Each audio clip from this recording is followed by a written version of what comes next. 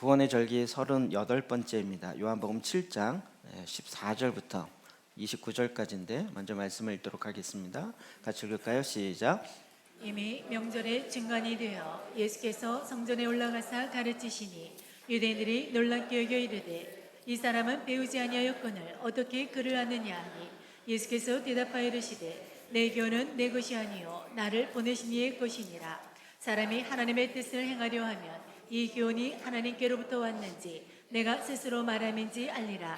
스스로 말하는 자는 자기 영광만 구하되 보내신 이의 영광을 구하는 자는 참되니 그 속에 불의가 없느니라. 모세가 너희에게 율법을 주지 아니하였느냐? 너희 중에 율법을 지키는 자가 없도다. 너희가 어찌하여 나를 죽이려 하느냐? 무리가 대답하되 당신은 귀신이 들렸도다. 누가 당신을 죽이려 하나이까? 예수께서 대답하여 이르시되 내가 한 가지 일을 행하매 너희가 다 이로 말미암아 이상히 여기는도다. 모세가 너희에게 할례를 행하였으니 그러나 할례는 모세에게서 난 것이 아니요 조상들에게서 난 것이라. 그러므로 너희가 안식일에도 사람에게 할례를 행하느니라. 모세의 율법을 범하지 아니하려고 사람이 안식일에도 할례를 받는 일이 있거든 내가 안식일에 사람의 전신을 건전하게 한 것으로 너희가 내게 노여워하느냐? 외모로 판단하지 말고 공의롭게 판단하라 하시니라. 예루살렘 사람 중에서 어떤 사람이 말하되 이는 그들이 죽이고자 하는 그 사람이 아니냐? 보라, 드러나게 말하되 그들이 아무 말도 아니하도다. 당국자들은 이 사람을 참으로 그리스도인 줄 알았는가? 그러나 우리는 이 사람이 어디서 왔는지 아노라. 그리스도께서 오실 때에는 어디서 오시는지 아는 자가 없으리라 하는지라. 예수께서 성전에서 가르치시며 외쳐 이르시되 너희가 나를 알고 내가 어디서 온 것도 알거니와 내가 스스로 온 것이 아니니라. 나를 보내신 이는 참되시니 너희는 그를 알지 못하나 나는 아노니 이는 내가 그에게서 났고 그가 나를 보내셨음이라 하시니. 아멘. 우리는 지금 구원의 절기에 따른 일련의 삶을 계속 진행하고 있습니다. 핵심적인 그 내용은 오후 예배 때 하기 때문에 오전에만 나오신 분은 여러 가지 듣긴 했지만 조금 더 생소할 수 있어서 약간 서론을 좀 진행하면서 가려고 합니다. 오늘 본문 14절에 보면 이미 명절의 중간이 되어 예수께서 성전에 올라가서 가르치되 명절의 중간이 되었다. 이건 이제 지금 초막절과 관련된 사건입니다. 근데 초막절 자체가 장막을 치고 그 안에 거하여 일주일 동안 사는 주님과 함께 거한다라는 의미가 있기 때문에 말씀이 내 안에 거한다라는 전체적인 의미랑 연결되어 있습니다. 그 성전에 올라가서 가르치셨습니다. 그래서 이것이 지금 명절의 중간에 돼서 여기서부터 유래해서 초대교회에서는 이 지금 우리가 오순절의 중간 부분, 50일의 중간은 며칠일까요? 21일. 저희가 지금 새벽 예배가 그렇게 쭉 가고 있는데 이번 월요일 날이 21일차, 그 다음에 이번 목요일이 되면 25일차. 그래서 50일의 딱 중간이 되죠. 이때가 되면 그 전통을 따라서 우리의 이 상황을 점검하는 그런 시즌을 가졌던 것입니다. 이게 좀 무슨 얘기냐? 초대교회에 예수 그리스도가 메시아가 오심으로 십자가로 말미암아 그 모든 죄의 권세를 끊으시고 부활의 영광으로 부활하셔서 승천하시고 이것을 경험한 제자들과 초대교회 성도들은 정말 너무나도 큰 깜짝 놀란 거죠. 그리고 오순절날 성령이 임하면서 하나님의 놀라운 역사를 그들이 경험하고 그리고 이제 점차 시간이 지내면서 이게 우리에게 베푸신 구원이 무엇인지를 하나하나 보게 된 거죠. 메시아가 오셨기 때문에 구약에 얘기했던 모든 모형의 실제가 오신 거예요. 구약에 있었던 모든 것이 역사적 사건 위에 있지만 그렇게 정하신 이유가 바로 메시아가 오실 것을 대해서 미리 준비하고 학습하게 하신 거죠. 출애굽할 때 마지막 10번째 재앙으로 유월절을 지내게 하셨어요. 유월절은 그 유월절이 실제로 출애굽하는 그 순간부터 유월절을 지키라 그랬어요. 어린 양을 잡고. 근데 이것 자체의 의미가 뭐였죠? 구원하는 구원의 실제가 앞으로 일어날 것에 대한 홍해를 건너고 애굽에서 출애굽하는 사건을 이야기도 하지만 그것이 또 하나의 모형이었고 실제는 무엇이었어요? 예수 그리스도, 어린 양 되신 예수 그리스도가 오셔서 우리로 하여금 이 세상의 애굽의 시스템으로부터 구원해 내셔서 뭘로? 어린 양의 피로. 그래서 우리를 자유케 하시는 그 실제를 이루게 하신 거예요.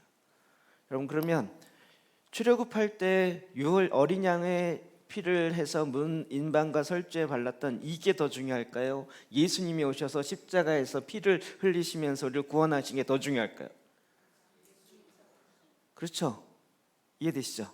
이것도 참 중요해요. 엄청난 사건이에요. 그런데 예수님이 오셔서 그것의 완성을 이루시는 시작을 하신 거죠. 그리고 보니까 십자가뿐만 아니라 성경에 있었던 모든 사건들이 이 구원의 관점으로 보게 된 거죠.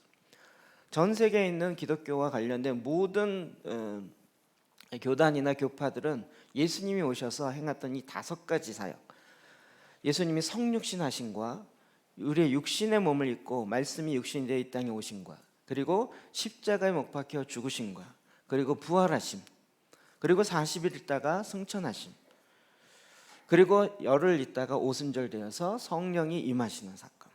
이 5가지는 예외가 없어요. 모든, 심지어는 캐톨릭, 정교회, 하여튼 기독교와 관련된 예수를 믿는다는 데는 이 5가지가 빠질 수가 없어요. 그래서 초대교회는 이 5가지 사역, 예수님의 사역을 근거로 해서 절기와 관련돼서 이거를 다시 보게 된 거죠.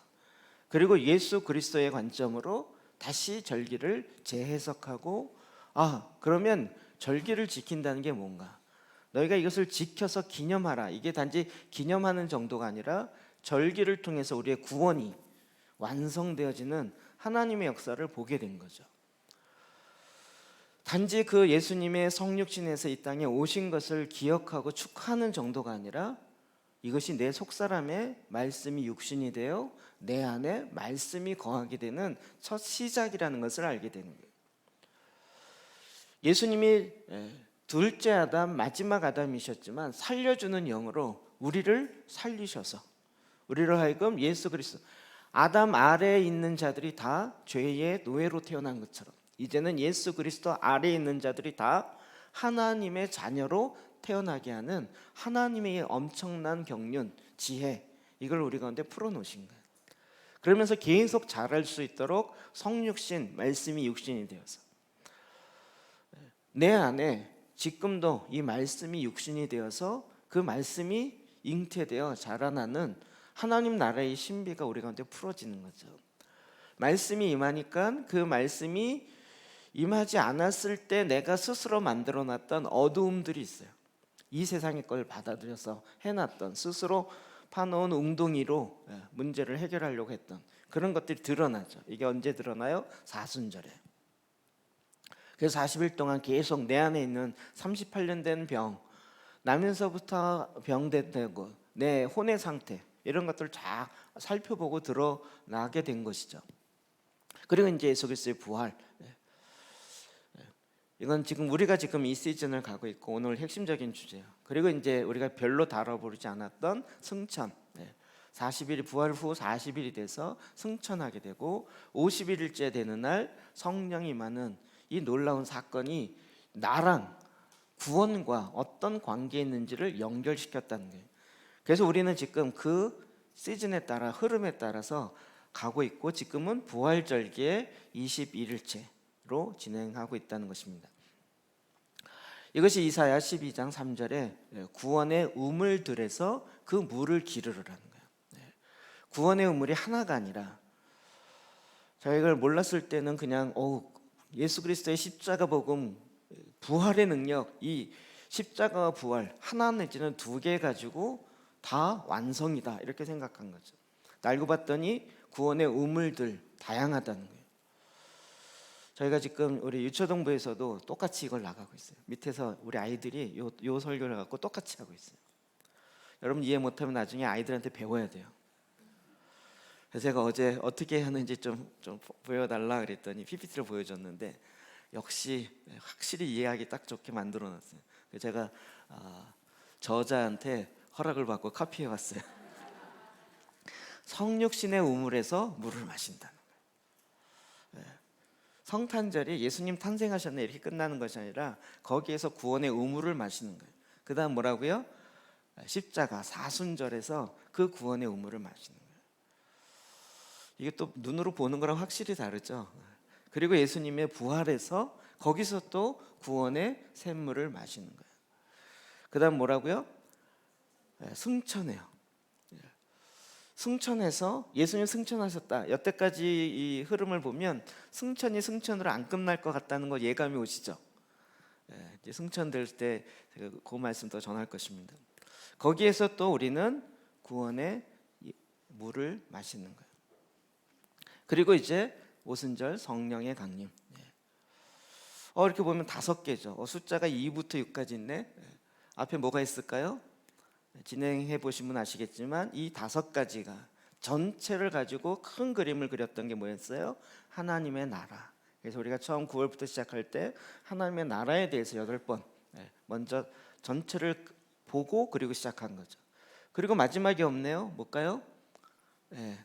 주님의 다시 오심. 그것은 초막절, 장막절과 관련돼요. 그러니까 이 5가지는 어느 교파나 다 있는 얘기인데 지금 하나님 나라는 큰 그림 차원에서 붙은 것이고 마지막 다시 오심에 대해서는 워낙 견해가 많아요. 일단 다시 오시는 것 자체로 이제 이렇게 해서 보통 7가지를 보는 거예요. 자, 이렇게 우리는 그런데 참 감사하게도 명절 중간에 이게 부활절 중간이기도 하지만 부활절 어디 있어요? 가운데 있죠. 부활절 중간은 또 무슨 중간일까요? 모든 절기의 중간이 되는 거예요. 그때 주님이 점검하시는 거예요. 다시 한번 가르침, 새로운 주님의 가르침을 가지고 이야기하시는 것. 그것을 기억하면서 우리가 전체를 다시 한번 돌아보면서 또 주님이 특별하게 이 시점에서 가르치는 명절 중간에 가르쳤던 그 가르침이 무엇인가를 듣는 그 주일이 바로 오늘인 것입니다. 명절 중간 주일이라고 합니다. 이해되셨죠? 처음 듣는 얘기지만 그곳에서 이제는 예수님께서 성전에 올라가서 가르치셨어요.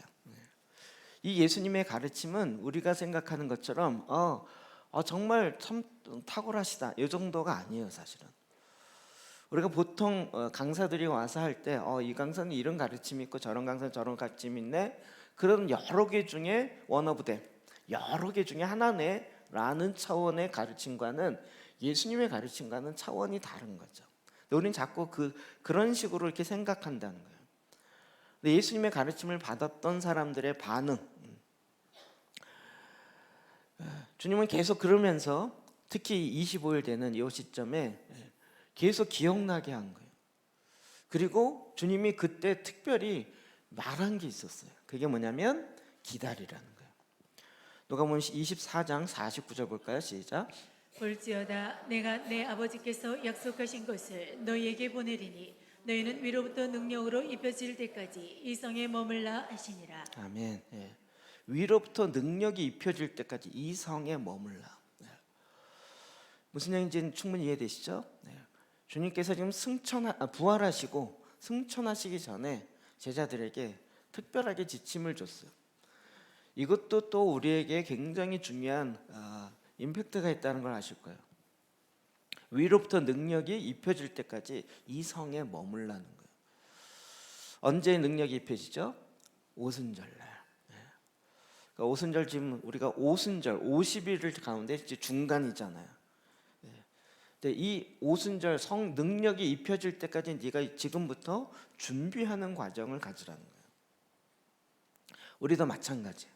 우리가 이 땅에 그리스도인으로 승리하며 이 땅에 주님의 뜻을 이루며 살려면 어떻게 해야 돼요? 위로부터 능력을 입어야 되는 거예요. 내 의지, 내 지정의로 되는 것이 아니라 위로부터 오시는 주님의 능력이 입혀질 때 그 능력으로 이길 수 있는 거죠. 그럴 때까지 어떻게 하라고요? 이 성에 머물러라. 그래서 그들이 실제로 머물렀습니다. 그리고 같이 기도했어요. 사도행전 1장 4절이요. 시작. 사도와 함께 모이사 그들에게 분부하여 이르시되 예루살렘을 떠나지 말고 내게서 들은 바 아버지께서 약속하신 것을 기다리라. 우리 이런 거 보면서 그냥 쑥쑥 넘어갈지 모르지만 예루살렘을 떠나지 말고 내게서 들은 바 아버지에게서 약속하신 것을 기다려라. 주님은 계속 지금 중요한 포인트를 이야기하고 있는 거죠.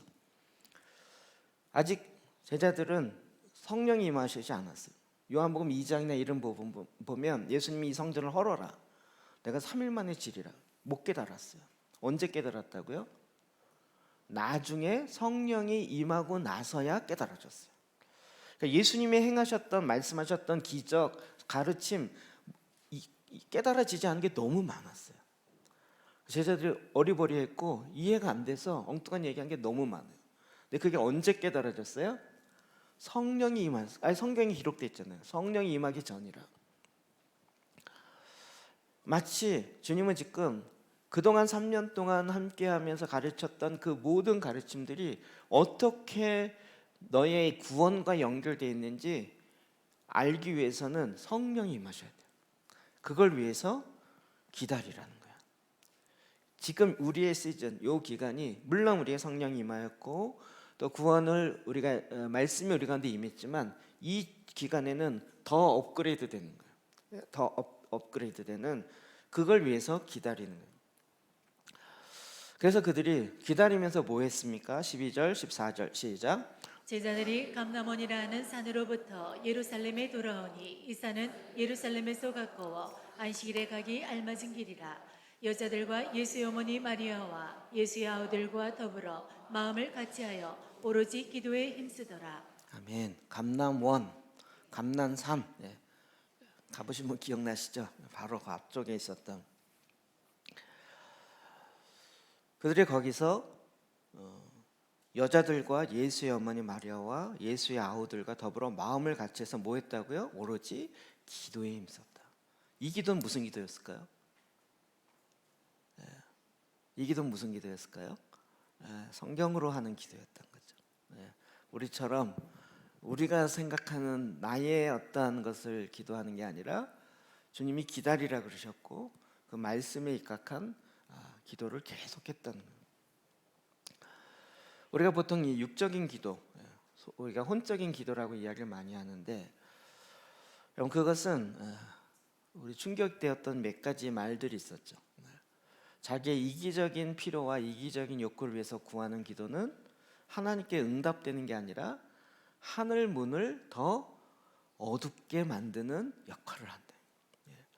열방을 덮은 덮개가 있는데 이 덮개가 더 두꺼워지게 만드는 게 우리가 하는 이기적인 기도가, 거기에 턱턱 붙어서 더 하늘이 어두워지고 더 두껍게 된다는. 농담인데요. 기도하지 마십시오. 엉뚱한 기도하지 마십시오. 더 두꺼워집니다. 차라리 그냥 주기도문만 하십시오. 주기도문 하나만 해도 우리가 그거잖아요. 지금도 이제 조금씩 이해되죠. 우리가 해놓는 기도의 상당 부분 지금 돌이켜 보니까 생수의 근원에 하나님을 버리고 스스로 엉덩이를 파서 거기다 물을 담으려고 그래놓고 기도한 거잖아요. 주님, 이 물이 차게 해주십시오. 근데 문제는 그 웅덩이가 밑이 터져 있는 거예요. 주님, 능력을 주셔서 여기를 채워주십시오. 이 웅덩이에 놀라운 기적이 일어나게 하십시오. 이런 거 기도 많이 했잖아요. 비유가 아니면 얘기를 안 하겠습니다.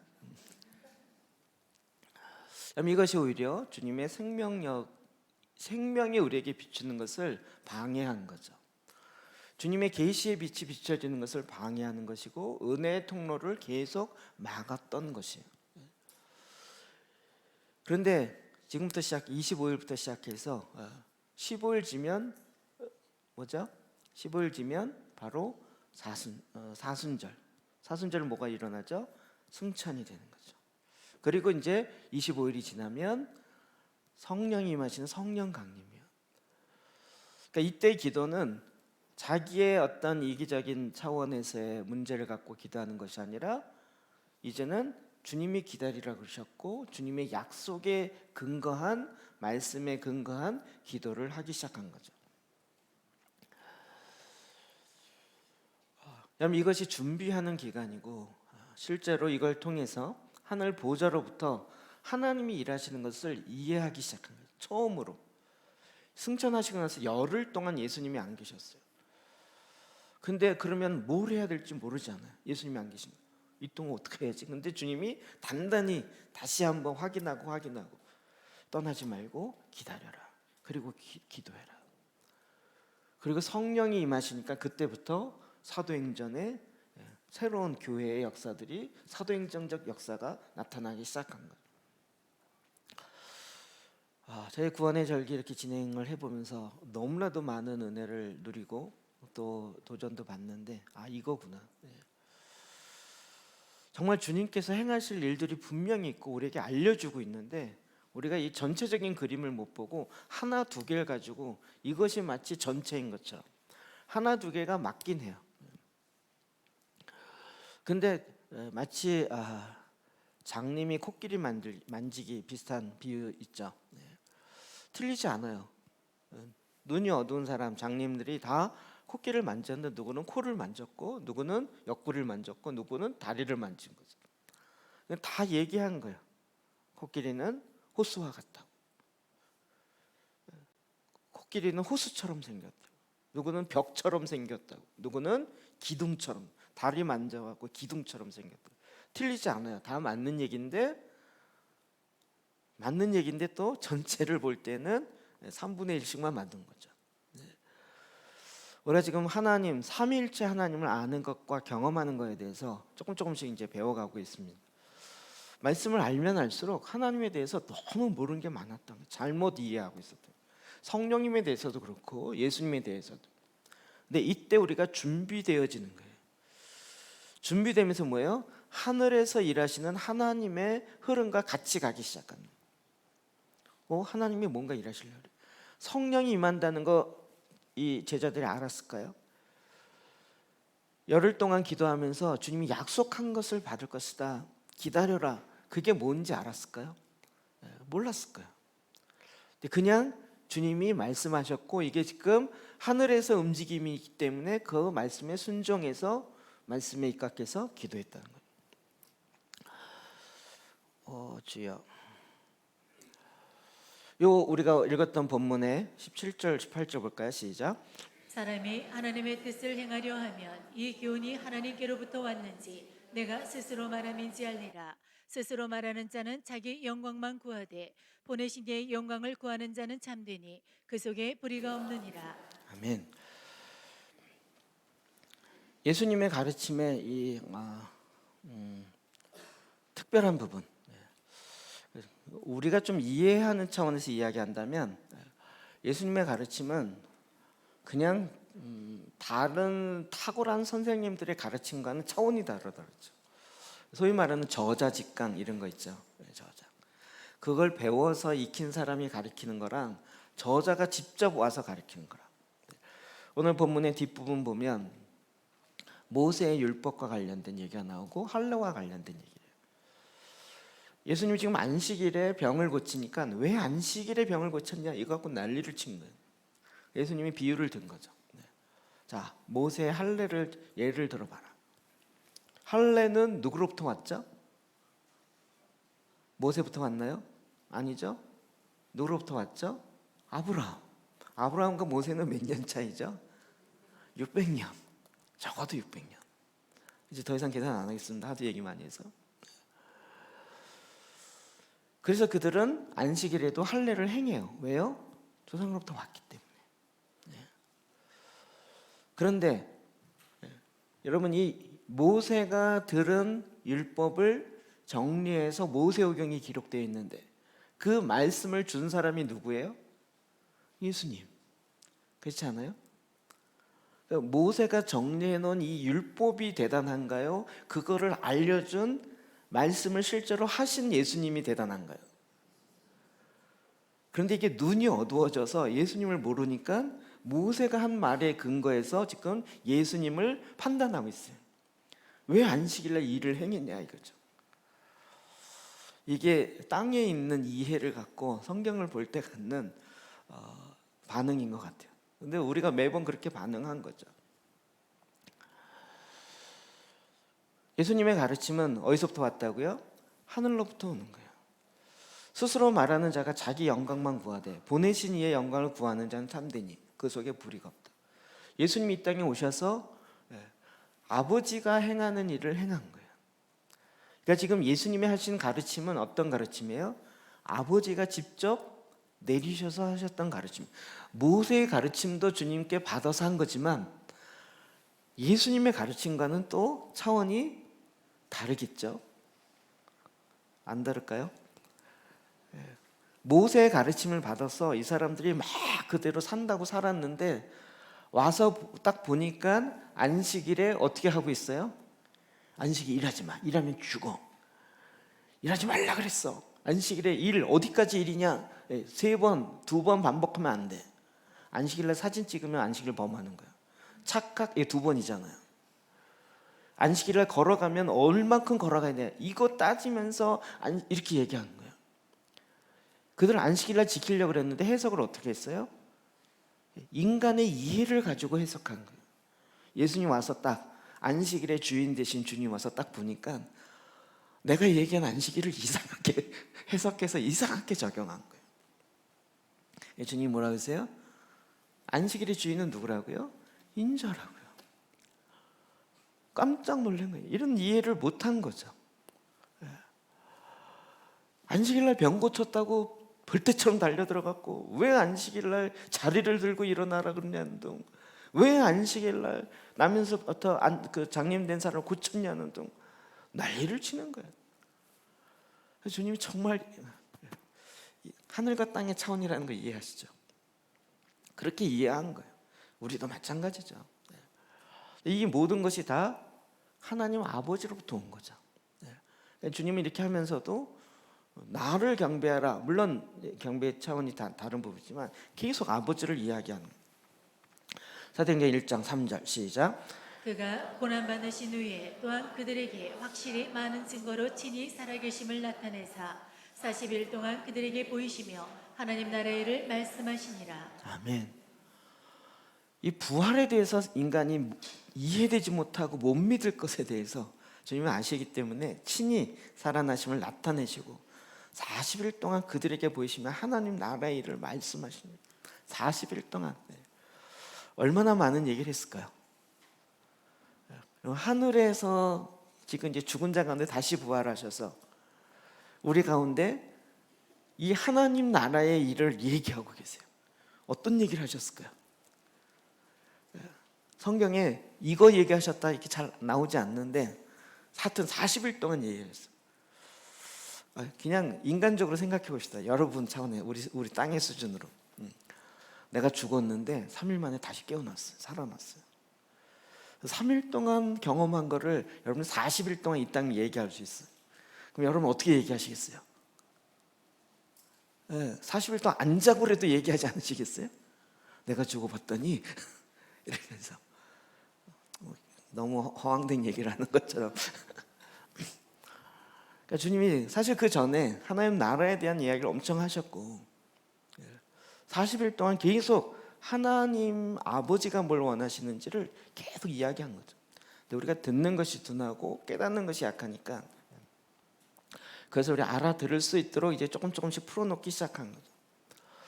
더 중요한 건 주님의 계시를 풀어놓으신 거예요. 감춰놨던 신비요. 에베소 3장 3절 4절 시작.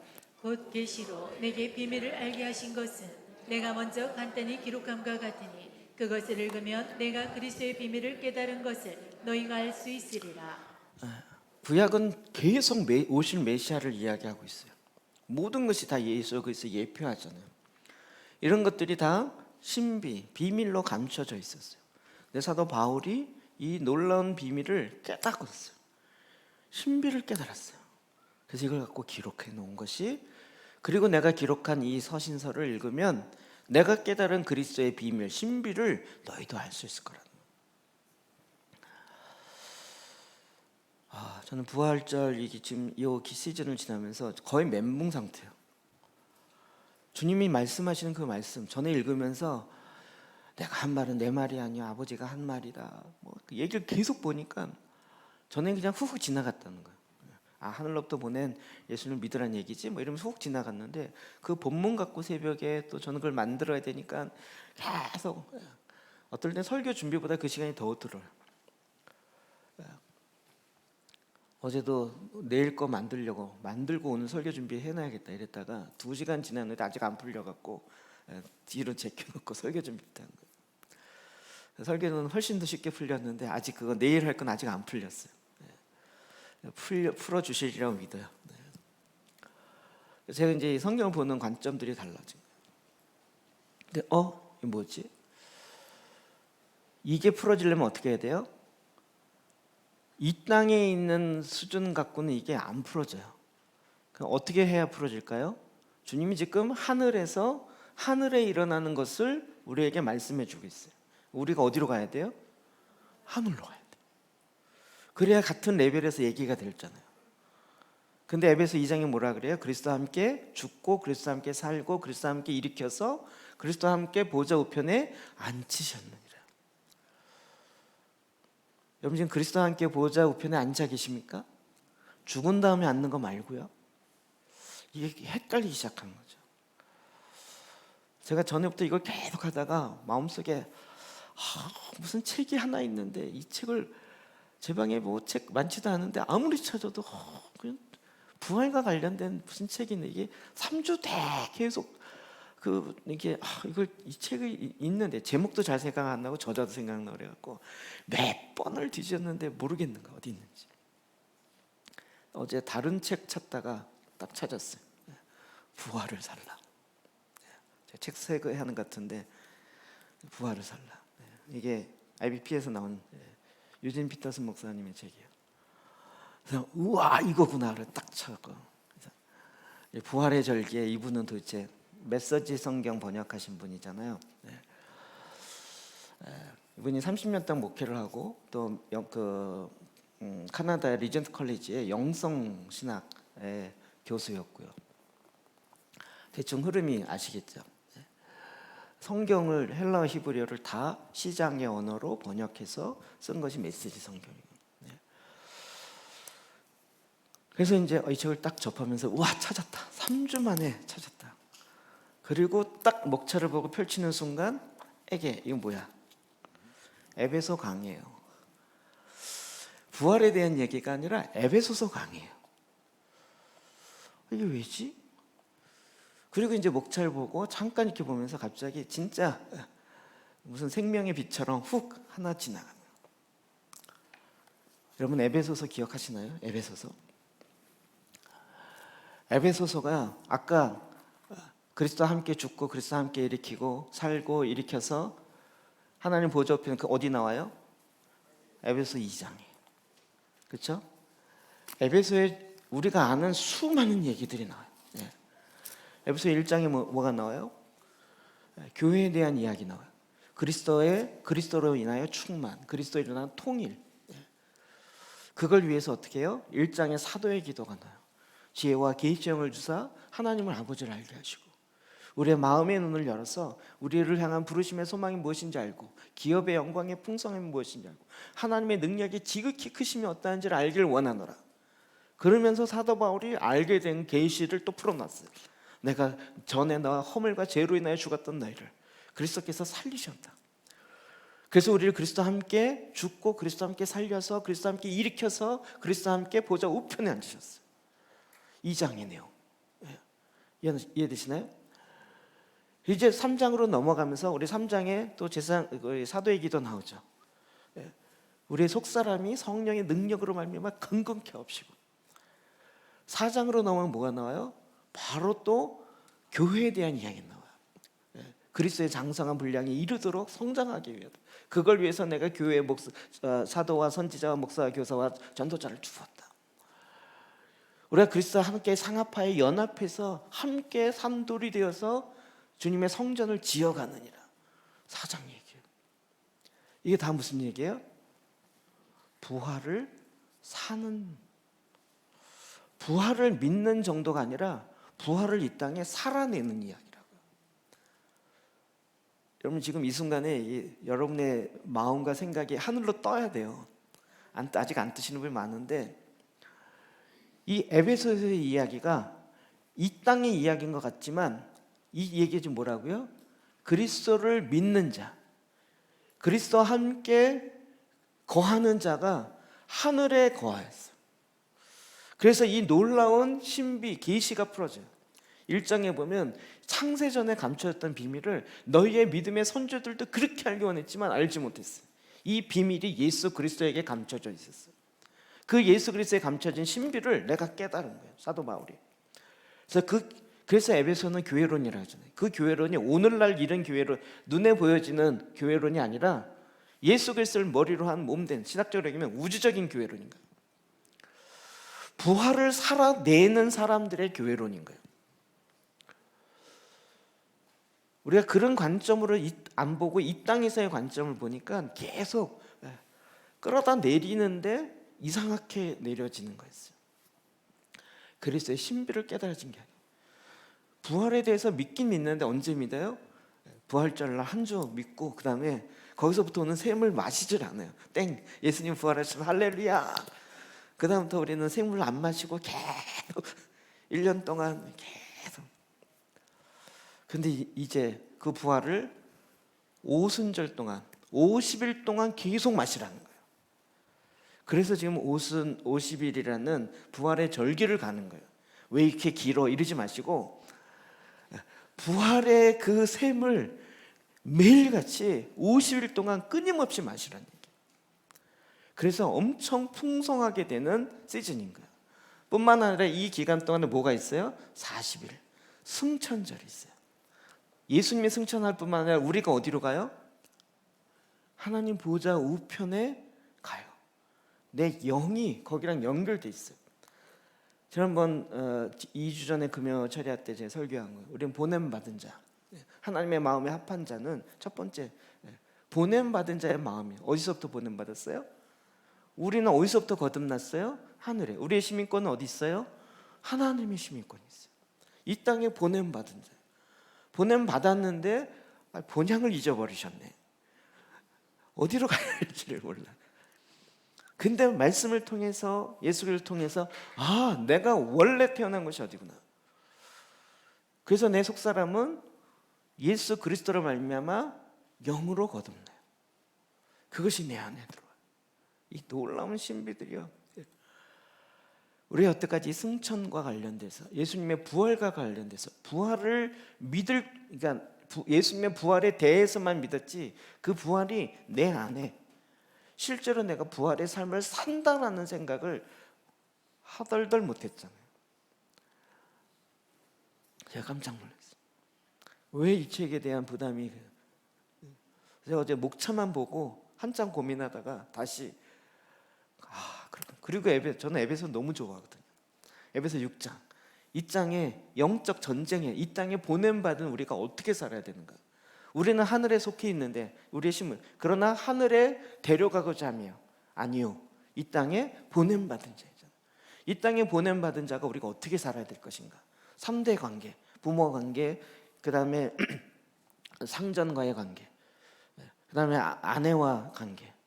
그 앞에 4장 5장 딱 나오고 6장에 가서 우리는 그러면 이 땅에 어떻게 영적 전쟁, 하나님의 전신갑주를 입고 이 땅에 하나님의 나라가 임하게 하는 실제적인 삶을 살아. 에베소 6장 전체가 완전히 제가 에베소 너무 좋아하는, 제가 교회론에 관심 많다 그랬잖아요. 그러니까 에베소 좋아할 수밖에 없어요. 근데 에베소에 있는 내용들이 혹 깨달은데 그 교회의 핵심은 또 뭐예요? 예수 그리스도의 몸. 교회는 누구라고요? 나라고요. 제가 아까 찬양하면서 너무 이 찬양 왜 이러지? 내 마음이 뭐가 됐어요? 주님이 구하신 성전이 됐다고요. 이게 기절할 찬양이에요. 신비가 내 안에 풀어줄 거예요. 그냥 하나님 말씀을 내가 깨달았어, 이해했어, 이 차원이 아니고 말씀의 실체이신 그분이 내 안에 임하셔서 그 말씀이 내 마음에 거한단 말이에요. 그럼 이것을 알기를 원하는 거예요. 주님이 이것을 가르친 거예요. 이 가르침은 예수님이 스스로 한 것이 아니라 아버지께서 예수님에게 알려주신 것이고 하늘에 있는 것을 이야기한 거예요. 그런데 이 땅에 있는 유대인들은 모른 거죠. 왜요? 모세로부터 받았고 이 모세오경이 얼마나 중요해요. 중요한데 그걸 꼭 이렇게 이 땅의 방식으로 해석해 버렸어요. 이 땅의 방식으로. 그러니까 모세오경, 나는 아브라함의 자손이야, 이거 같고요. 우리 엊그제 말씀이 내 말이 너희 안에 거하면 너희가 참내 제자가 되고 진리를 알지니 진리가 너희를 자유케 하리라. 유대인이 뭐라고 반응했어요? 난 종이 된 적이 없는데 뭔 자유를 또 얘기해, 이거잖아요. 죄를 범하는 자마다 다 죄의 노예니라. 주님은 지금 하늘의 이야기를 계속하는 거예요. 근데 우리가 못 깨달아. 유대인들이 말씀을 달달 외우고 모세오경을 다 외우고 있어도 깨달아지질 못해요. 왜요? 이 땅의 방법으로 자꾸 풀어내니까. 근데 주님이 오셔서 같은 말씀을 하늘의 방식으로 풀어서 말씀해 주시는 거예요. 내가 아브라함의 자손이다, 우리도 아브라함의 자손이다, 이렇게 얘기해. 예수님 뭐라 그래요? 이게 내일 새벽 예배 건가? 제가 헷갈린데. 아니, 아브라함의 자손이라면, 내일인가 보다, 여기까지는 풀었었어요. 아브라함의 자손이라면 하나님이 아브라함을 왜 택했냐는 거예요. 아브라함을 통해 뭘 하려고? 그렇죠? 하나님의 언약 백성을 만들려고 하는 거잖아요. 내가 너로 인하여 열방의 아비가 되게 할 것이고 열방을 축복하는 자가 되게 할 거라는. 이렇게 빨리 나가도 여러분 이해되시죠? 그러니까 아브라함을 택해서 지금 하나님의 백성, 특히 믿음으로 사는 백성이 어떠한지를 내가 전 세계에 보이겠다라는 거잖아요. 그랬는데 지금 유대인들은 뭐 했어요?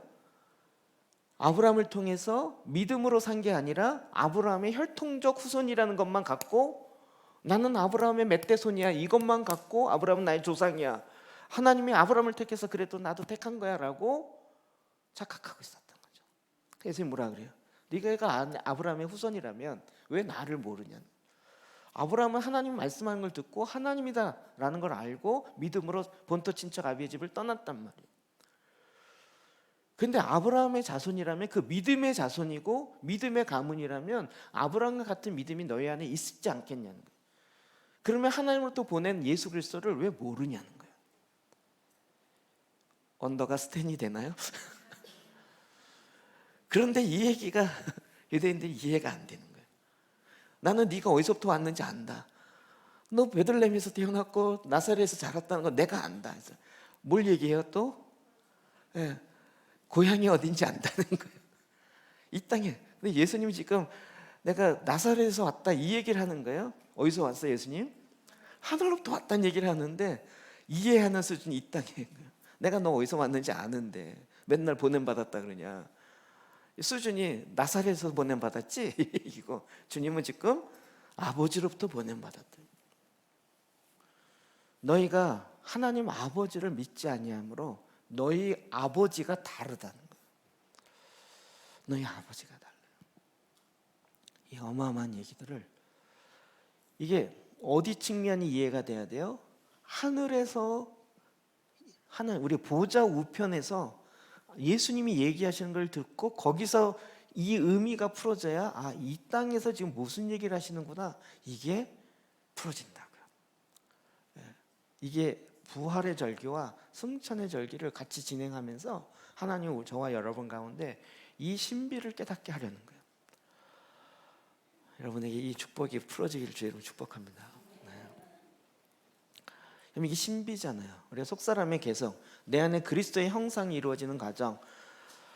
제가 오늘 이거 강의할 시간 아니니까 그리스도의 형상이 뭐예요? 내 안에 속사람. 내 속사람 그리스도의 형상이에요. 그게 배아로 형성된다고 했죠.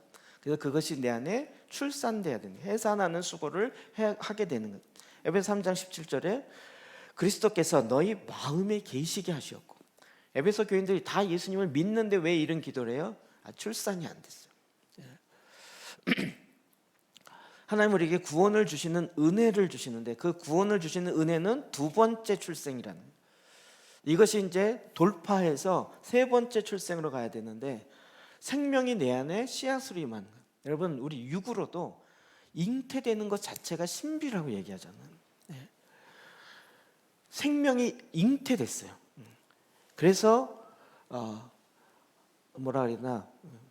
엄마 뱃속에 딱 착상이 됐어요. 이거 자체가 엄청난 신비죠. 예. 과학이 발달되면 발달될수록 엄청난 신비라는 걸 우리가 본 거예요. 이게 기적이에요. 그냥 그렇다라는 걸 과학은 알 뿐이지 실제로 그런 신비가 일어나는 걸 우리 눈에 이렇게 보고 있는 거예요. 그런데 그것이 그 배에서 10개월 동안 잉태되어서 자랄 뿐만 아니라 어떻게 해야 돼요?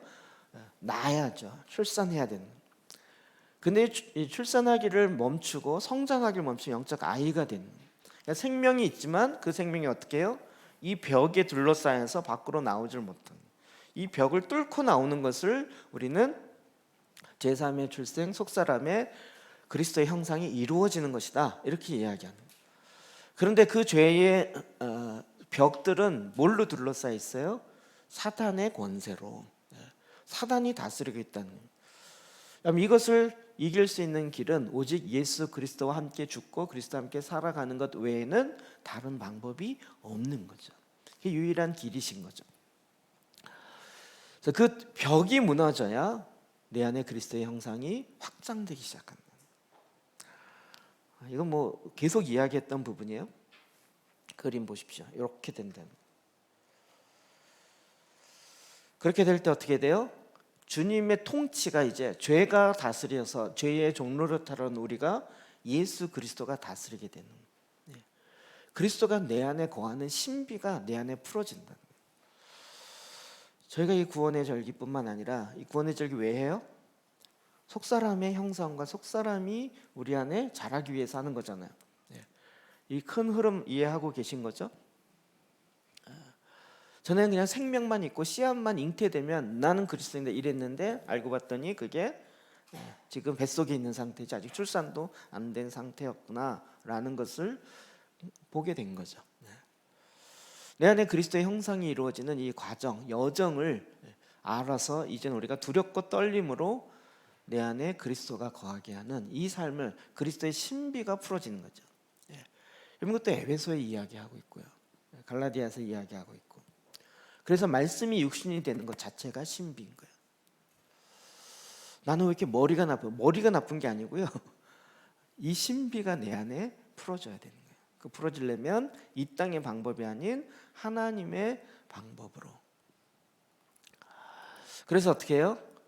우리의 생각에 생명의 빛이 비쳐요. 이해의 빛과 초자연적인 생명의 빛과는 다른 거예요.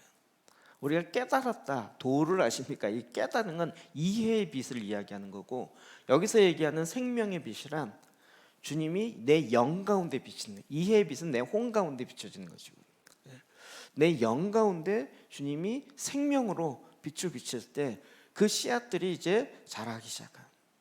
그런 내 안에 예수 그리스도의 그 마음, 그 감정이 회복돼요. 이건 뭐 속사람 앞으로 보혈기도 할 때도 제가 강의 계속 할 거고요. 의지도 마찬가지요. 그러니까 내가 그리스도의 인으로 살아가는 주님의 방법이 있었던 거죠. 뭘로 가도 서울만 가면 되는 게 아니라 주님이 우리에게 말씀해 주신 그게 바로 구원의 절기였다는 거예요.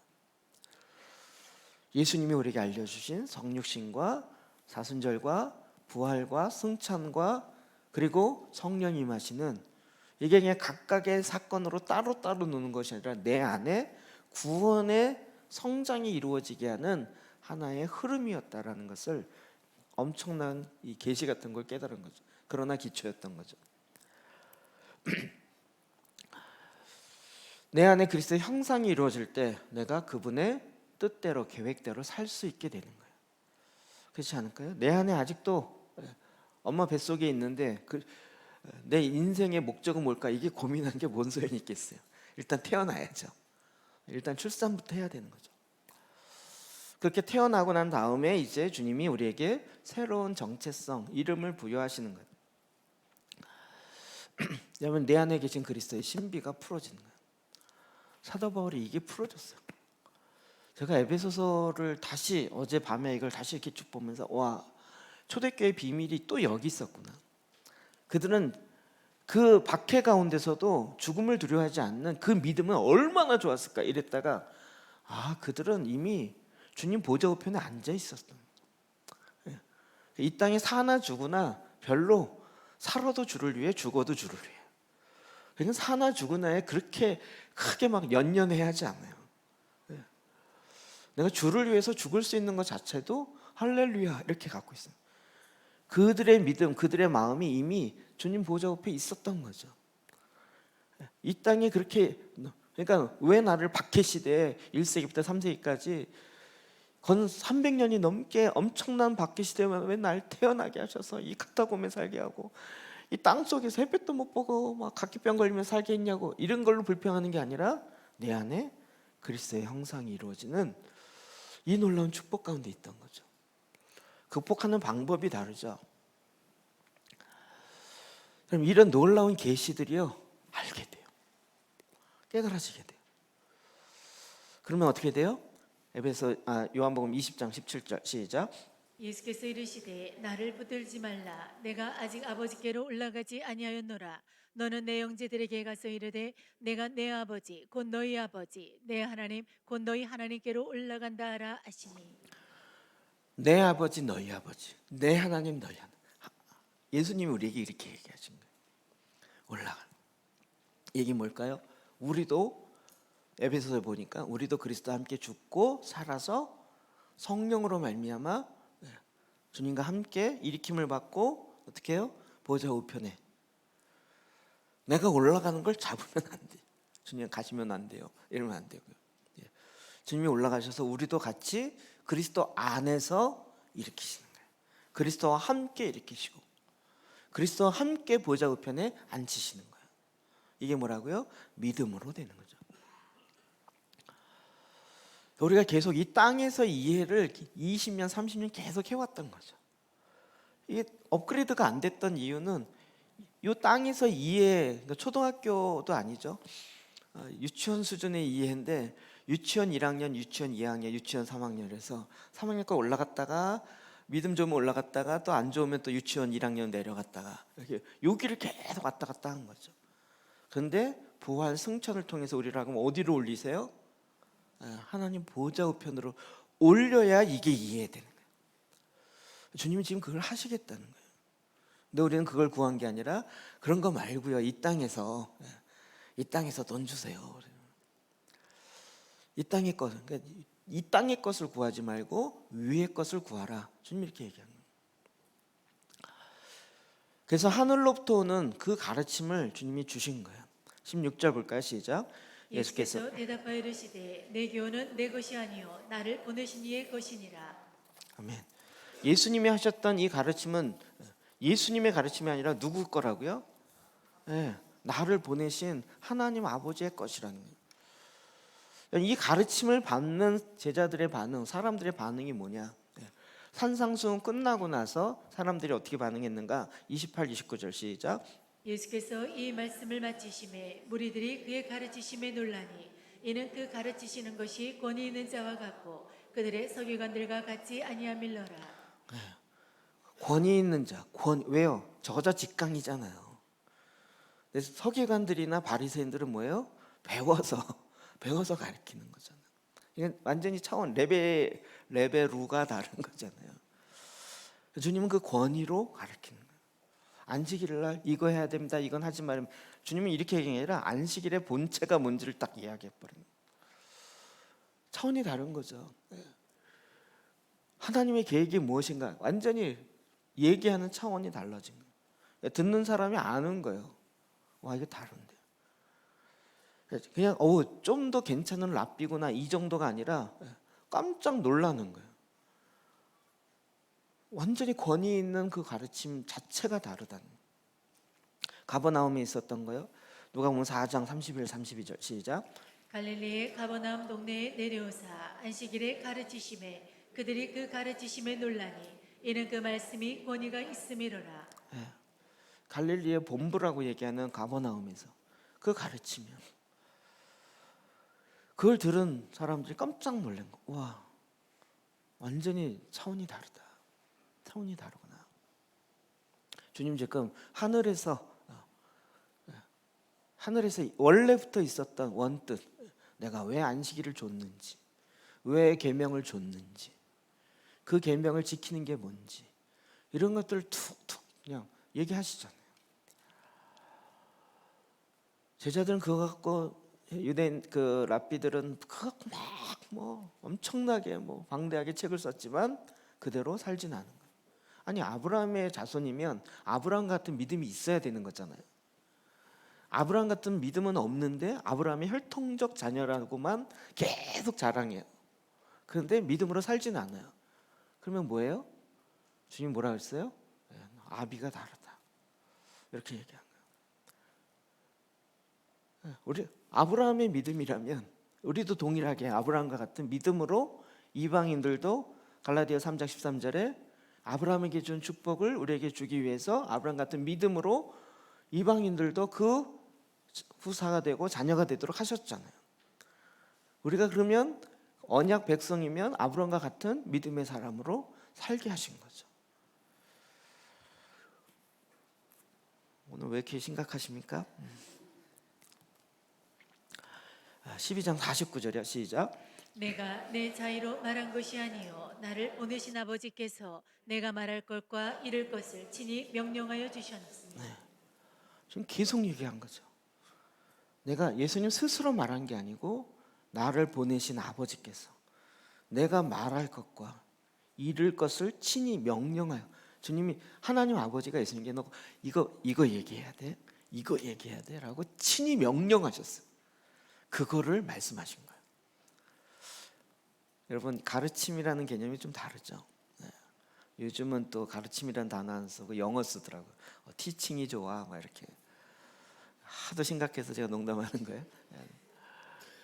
그냥 좀 티칭이 좀 특별해, 이 정도의 이야기가 아니고, 지금 예수님께서는 하나님께서 하라고 하시는 그 말씀을 하는 거예요. 그 개념으로 딱 본다면, 여러분, 모세의 오경이 중요할까요? 예수님의 가르침이 있는 사복음서가 중요할까요? 다 중요하죠, 물론. 다 중요하죠. 근데 레벨을 따지자면 굳이 모세도 하나님께 들은 얘기를 했으니까 물론 그렇겠죠. 그런데 그 말씀의 본체시고 실제이신 그분이 나타나셔서 말씀하신 거예요.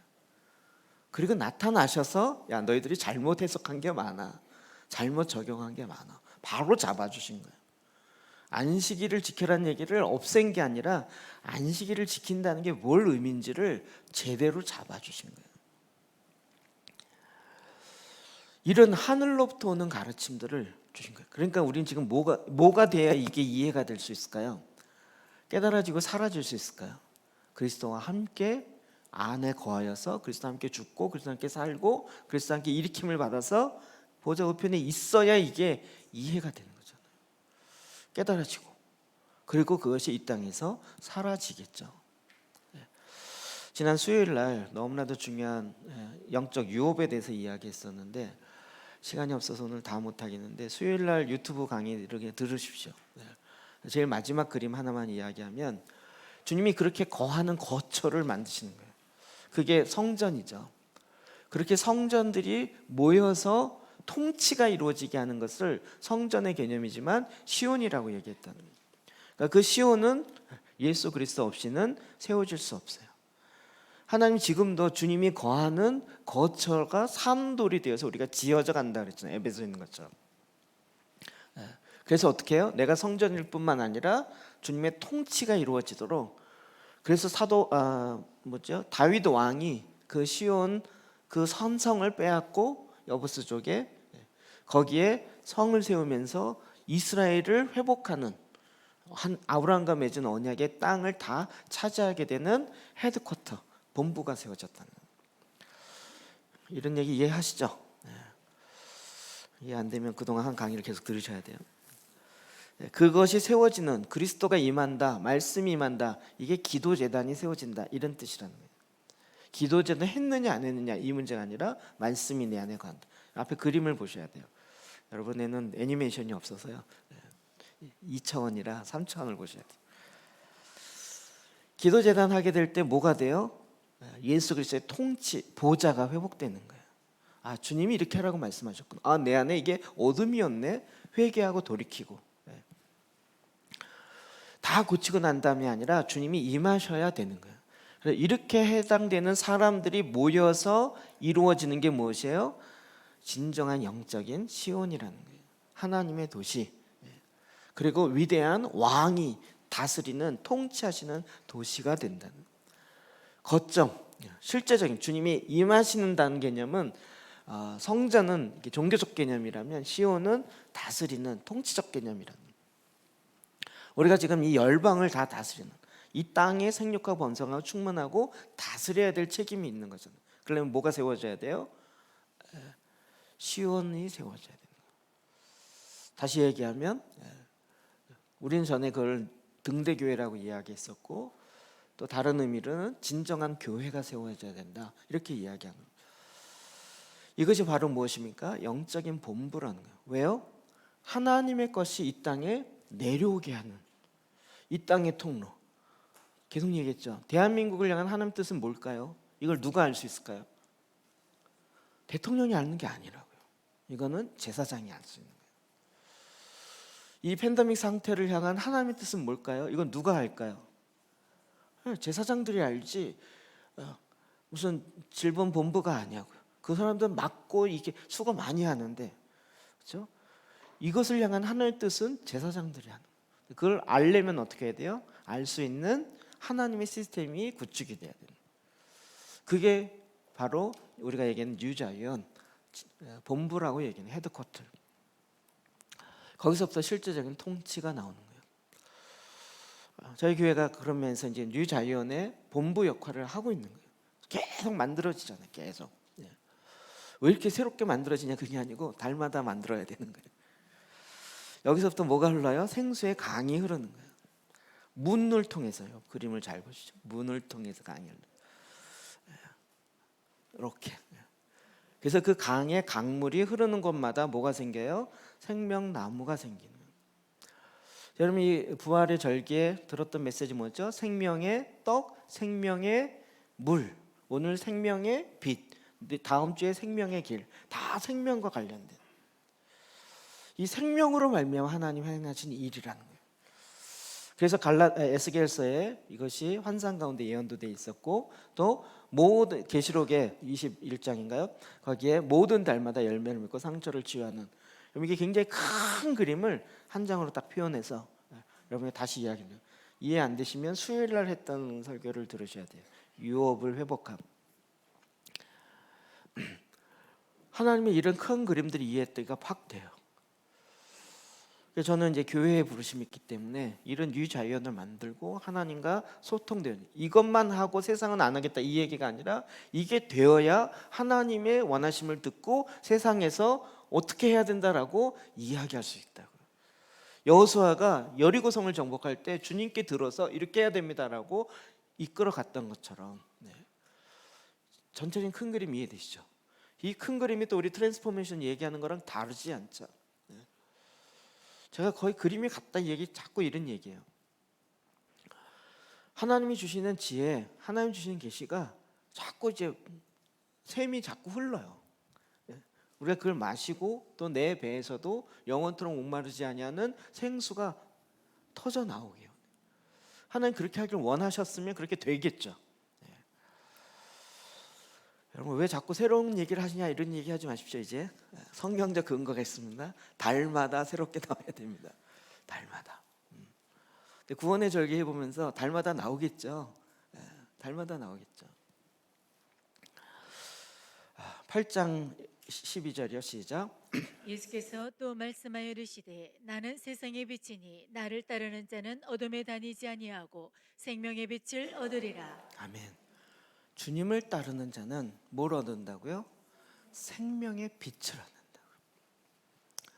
주님을 따르는 자는 그 상에서 떨어지는 꽁코물을 먹고 그 은혜를 누린다. 이게 아니고요.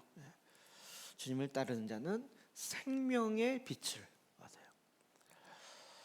그 생명이 우리로 하여금 죽은 자를 다시 살리게 하고 그 어두운 가운데 있는 자들을 다시 어둠에서 빛의 나라로 옮기게 하시는 하나님의 역사가 일어나는 거죠.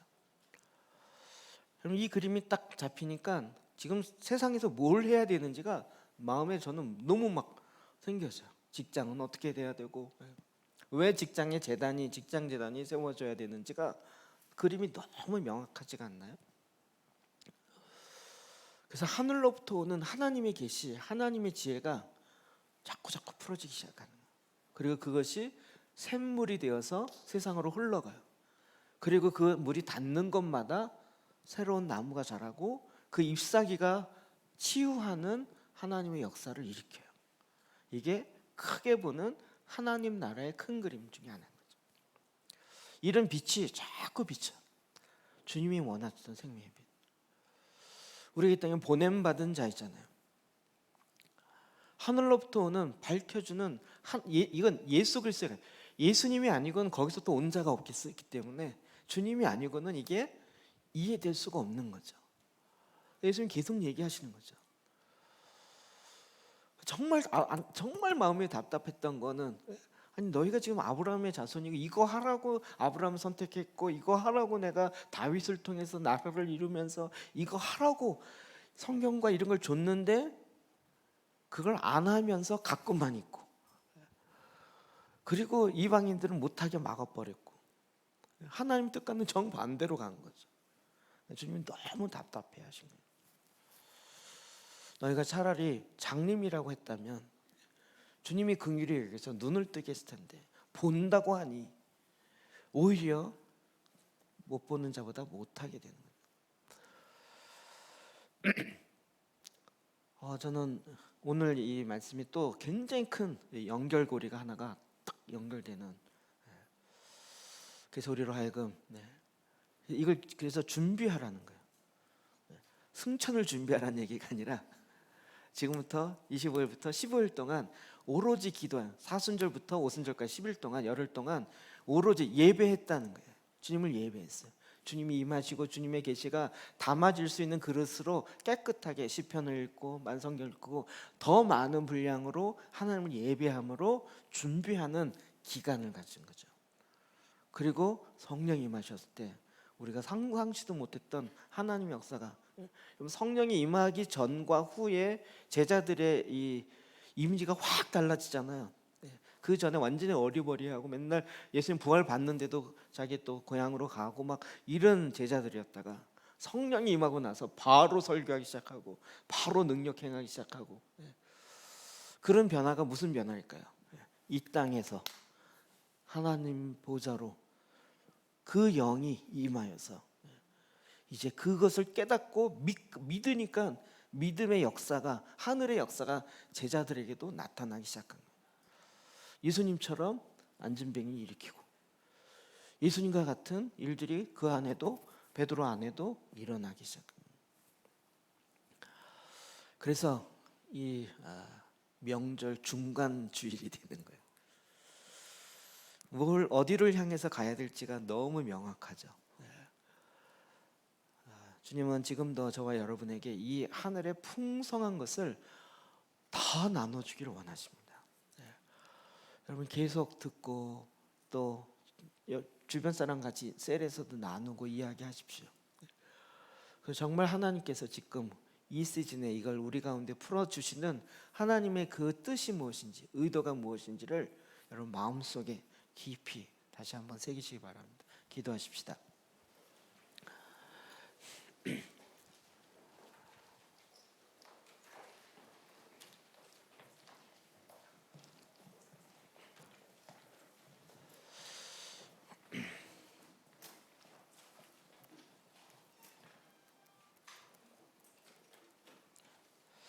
하나님께서는 예수님을 통하여 명절 중간에 성전에 올라가 가르치시기 시작하셨습니다. 그것은 하늘의 가르침이었고 이 땅의 차원을 넘어서 원래 차원으로 우리에게 말씀하신 것입니다. 그리고 우리를 초청하는 것입니다. 이 차원에 너희를 초청한다. 그리고 믿음으로 들어오라고 말씀하십니다. 우리가 그 시즌을 걸어가고 있습니다.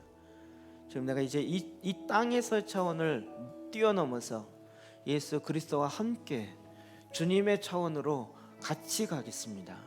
믿음으로 여러분 고백하시며 기도하십시다. 오늘 들은 말씀 중에 말씀을 기억하시고 말씀을 마음에 새기시면서 이 시간 주님 앞에 나같이 기도하십시다. 기도하겠습니다. 하나님 아버지, 그렇습니다. 주님, 내가 주님과 함께 이 믿음의 길을 걸어가겠습니다. 주님, 내가 이 명절 중간에